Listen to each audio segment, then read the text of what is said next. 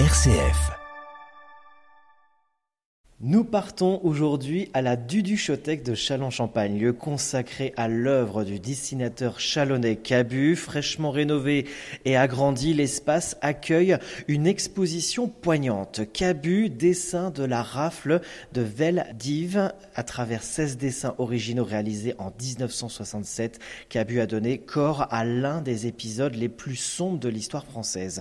Pour en parler, nous recevons aujourd'hui Pascaline Vattier, responsable de la Duduchothèque. Bonjour Pascaline. Bonjour à vous. Merci d'être avec nous aujourd'hui sur RCF. Pascaline, pouvez-vous nous expliquer en quoi ont consisté tout d'abord ces travaux de rénovation et d'agrandissement de la Duduchothèque et quels objectifs vous vous fixez avec ce chantier ? Alors, les travaux ont consisté à redonner un peu plus d'espace à l'œuvre de Cabu. On gagne un peu plus de 60 mètres carrés avec 4 grandes salles.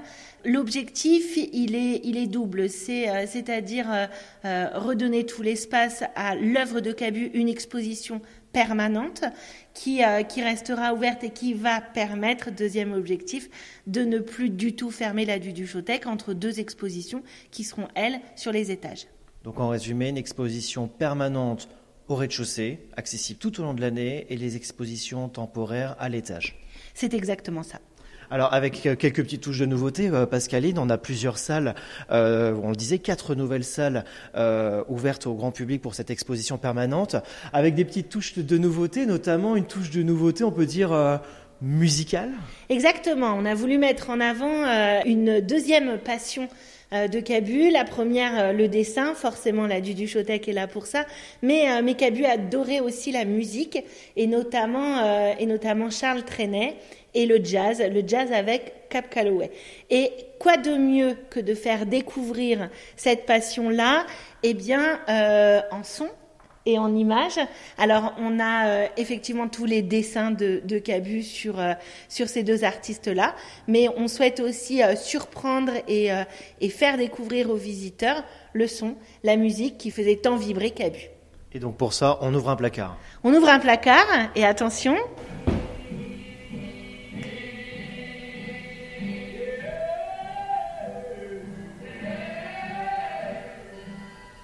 Du bon jazz. Ça swing. Ça swing. C'est bien parce que ça rajoute une petite ambiance sympathique quand on se balade à la Duduchothèque et à découvrir ces différentes salles. On disait 4 salles avec bien sûr le bureau de Cabu qui a été donc installé désormais au rez-de-chaussée alors que ce bureau était au premier étage, et puis cette pièce destinée à Dorothée forcément. Et oui, les années Dorothée sont des années importantes pour toute une génération d'enfants qui ont découvert Cabu à travers ses dessins, et donc avec le succès qu'avait connu l'exposition Dorothée et Cabu, on ne pouvait pas passer à côté de cette période importante du dessinateur. Je vous rappelle qu'au départ, il était parti pour 3-4 émissions, il est resté presque 10 ans. Donc ça, c'est une petite salle qui nous a fait plaisir à nous, à l'équipe de la Duduchothèque, à mettre en place, mais qui est aussi surtout là pour le public. Et vous avez essayé de penser à tout le monde, hein, jeunes comme moins jeunes, avec ce côté un petit peu ludique, petits écrans animés dans cette pièce. Exactement, on a dans cette pièce des poufs, on a reconstitué le plateau télé qui était pour les enfants. Ça, ce sont les équipes du patrimoine qui ont œuvré dans ce sens.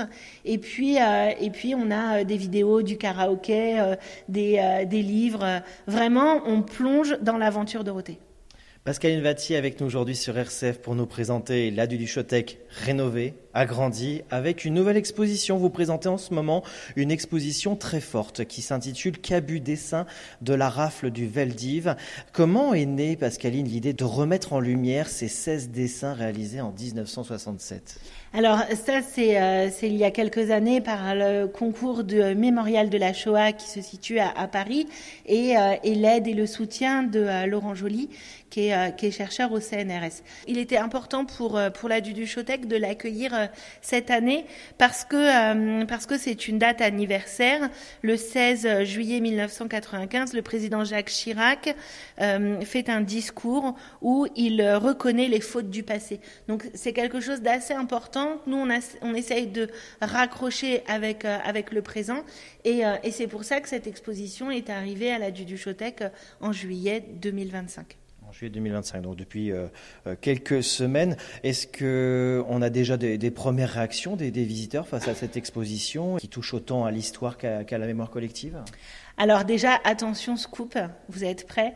Dites-moi. On a les chiffres, en moins d'un mois, on a accueilli plus de 900 visiteurs. Donc ça, c'est quelque chose qui est vraiment pas anodin pendant la période estivale pour la ville de Châlons-en-Champagne.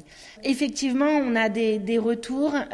Pas plus tard qu'hier, vous voyez, on avait des personnes qui se sont senties mal quand elles ont terminé l'exposition, qui ont eu besoin de s'asseoir. Donc, on a pris soin d'elles, on les a assises, on est allé leur chercher quelque chose à boire, etc. Donc, c'est pas anodin, c'est pas une exposition et des dessins qu'on a l'habitude de voir de la part de Cabu, mais elle est très belle, elle est primordiale. Et j'ai hâte que la rentrée se passe pour accueillir, j'ai envie de dire, presque toutes les classes de Châlons. Oui, toutes les classes de Châlons, parce que forcément, vous cherchez toujours à du Duduchotech, et ça, peu importe les expositions que vous présentez, à toucher tous les publics, y compris les plus jeunes et les scolaires. Exactement, on est sur de la mémoire vive pour le public adulte, mais on est là aussi pour construire la suite, et la suite, elle passe par la jeunesse. Et donc, on accueille le public. Alors, pas que le public scolaire, on accueille aussi des centres de loisirs, on accueille aussi les enfants qui sont pris en charge par la PJJ, par exemple. Vraiment, on accueille tous ceux qui souhaitent venir découvrir Cabu. Alors vous avez des retours du grand public sur l'exposition, mais aussi peut-être sur les travaux, on l'évoquait en début de cette interview. Justement, vous avez des beaux retours du fait que, oh ça y est, on est content ici à Duduchotech, c'est ouvert tout le temps. Alors, sur le c'est ouvert tout le temps, ils n'ont pas encore capté. Le public n'a pas encore capté. Mais tout le monde est très content parce que, vous voyez, vous entrez, déjà, on a de l'espace, ça respire. Et puis, on remet aussi au centre du bâtiment, dans tous les sens du terme, les dessins de jeunesse. Et c'est le début de l'aventure de la Duduchotech, les dessins de jeunesse. C'est grâce au dépôt des dessins de jeunesse par la famille que la Duduchotech est née. Donc là, le public est content parce qu'ils vont découvrir les premiers dessins. Cabu a 13 ans, Cabu a 15 ans, il publie dans l'Union. Vous voyez, tout ça, c'est vraiment important pour les personnes qui connaissent le dessinateur. Et pour celles qui viennent le découvrir, eh bien, ça remet vraiment en contexte les choses.